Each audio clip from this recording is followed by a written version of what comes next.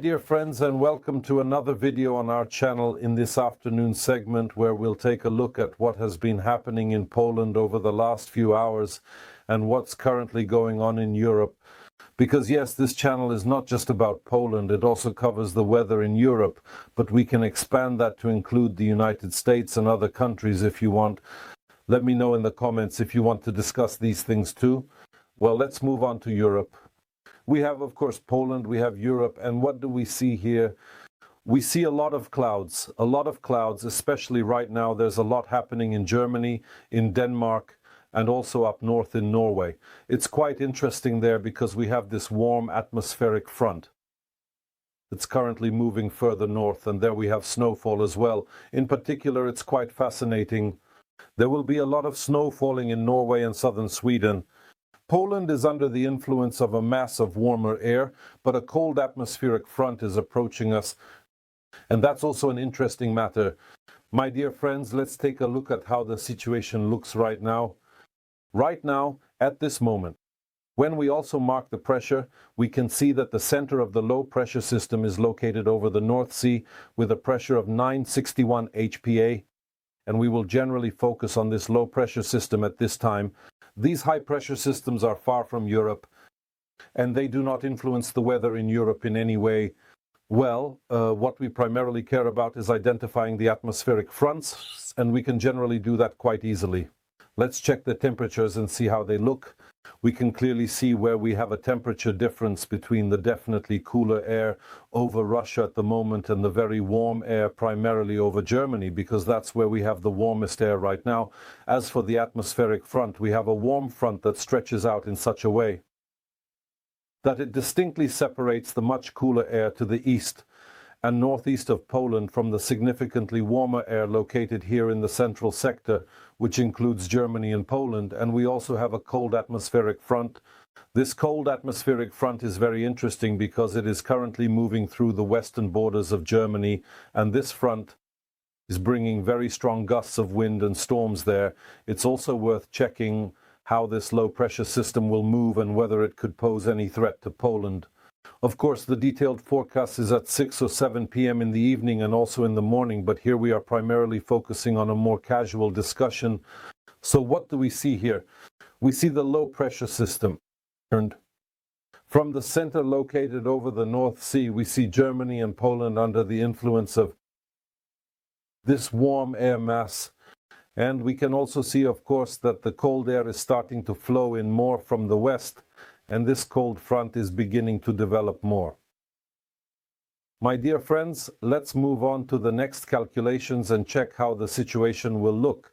But we are moving forward because, of course, the weather doesn't sleep. A lot is happening. The warm atmospheric front has already moved away from Poland and is heading towards Lithuania, Latvia, and Estonia. And at this moment, it's creating, or rather ruining, the weather there, making the situation really difficult. So we need to pay attention to this area. This is the area of the cold atmospheric front. So at this moment, very strong convective cells are starting to develop with very strong gusts of wind and also local storms. The second area worth noting is the area of Denmark and the Danish Straits, because there will be very strong gusts of wind occurring there in the near future. As we can see, this is very close to northwestern Poland, and we will ask ourselves whether this will have any impact on our country or if it will cause any difficult situations here. Let's start by going to Germany, where we already have a developing linear structure at this moment. This linear structure, these convective structures on this cold front are forming here, resembling a single linear structure. They are obviously not just that single linear structure at the moment, but if we take a closer look, we can notice areas where it's definitely more interesting from this perspective. So, in the areas around Luxembourg, we have zones that clearly show very strong wind gusts and are definitely quite dangerous for these regions. Here we see that the most dangerous conditions are likely to be in the northern area, because there's a chance for something to form in a linear shape. And there's a possibility of convective cells that will bring wind gusts over 100 km/h. We can see here clearly that this atmospheric front is visible. It's very well outlined in this area. So the basic question is, what's next? Because it's making its way briskly towards Central Europe, Eastern Europe, and it's also heading towards Poland. And it would be worth checking whether these zones will reach our western borders and if very strong wind gusts will appear there. Well, that's one of the reasons we gathered here. And let's get started. First of all, let's start with the low itself.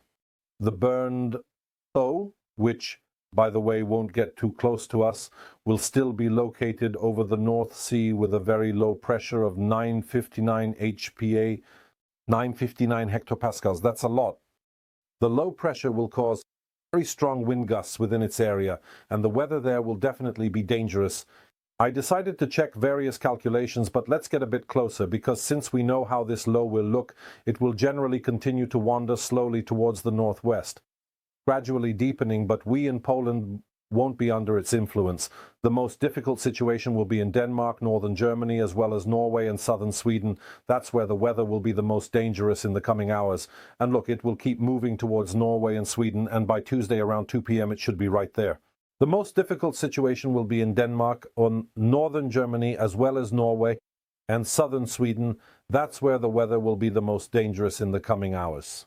And look, it will continue to move towards Norway and Sweden, and on Tuesday around 2 p.m. it should be right there, over the Swedish-Norwegian border. Before we move on to the weather, let's go back. Let's get a bit closer. Let's check something very important here. In my opinion, let's check the position of this low. As we checked earlier, this is quite an interesting method, and this method can really help us a lot in this whole situation. So the GFS model shows the situation at 6 p.m. on Monday. We can go back a little bit. By 5 p.m. to 4 p.m., 959 HPA. So here we have the center of this low according to this calculation. 959 HPA. So here we have the center of this low according to this calculation. 959 HPA. So here we have the center of this low. Well, as for the calculations from other numerical models like the Swiss HD 444, the pressure is a bit higher.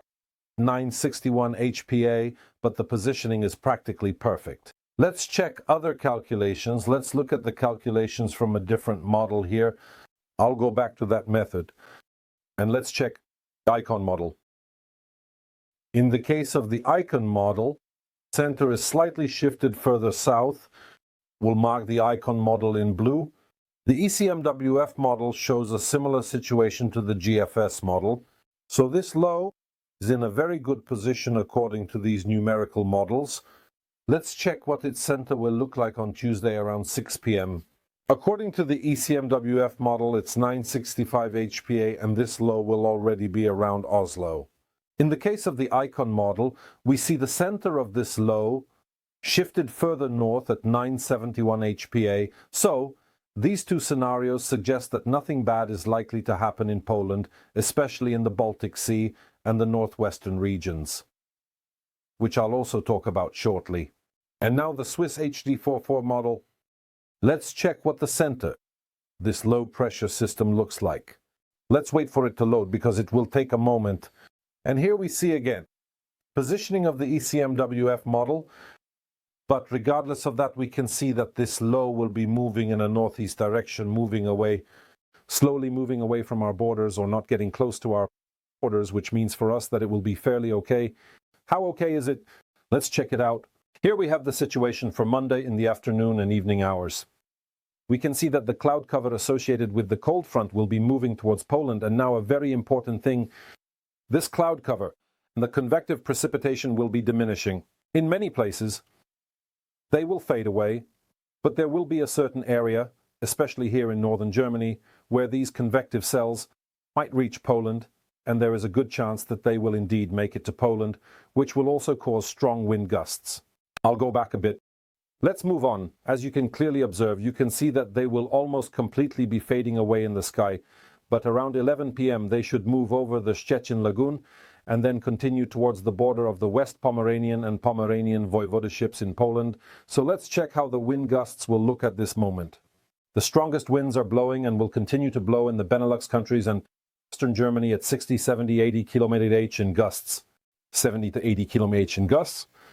But my friends, somewhere over the North Sea, Winds will reach up to 120 km/h in the near future. But that's not all. That's not all, because we can see that in the coming hours, this area will be moving in a northeastern direction. Over the North Sea, these gusts will start to increase to 120-130 km/h, and around 10 p.m. again, it will start to blow strongly over the Baltic Sea. So we can see here in this area, and in the Gulf of Gdansk, it will be up to 60 or 70 km/h. And that's all. This wind won't move further towards central or southern Poland. Only the northwestern edges will be slightly affected by these stronger wind gusts. For the North Sea, winds could reach approximately 120 to 140 km/h, and this area will continue to move towards places like Tusz, Denmark. And now let's focus on Denmark, because on Tuesday, things will be happening again there. And we can see that already on Monday evening and night, it will start to blow strongly over this area here in the north, so Denmark and the North Sea. On the western coast of Denmark, gusts can reach 120-125 km/h, 320 km/h. However, over the North Sea, south of the center of this low-pressure system, winds could exceed even 140 km/h, so we can say that the gusts here are really quite significant. Let's move on to the next few hours. On Tuesday morning, Denmark and the Danish Straits will see gusts of up to 120, 130, and locally even 140 km/h, 30 and locally even 140 km/h for an hour. My friends, be careful if you're in Germany, if you're in Denmark, or if you have any trips planned to those areas, because even though the weather in Poland is quite calm, it's a different story in those foreign countries. We might not see each other in the evening weather forecast, and maybe not even in today's live stream. Let me know in the comments. Are you interested in topics like these about Europe? Should he also include it in the schedule? And we see each other in the next material. Greetings from this material. I invite you to subscribe to the channel. You can support our work through the support option on YouTube by becoming a patron of our channel or by buying us a coffee. You'll find all the links in the description. Stay updated with the weather. Install the Monitor Bush app on your phone and don't let the weather catch you off guard.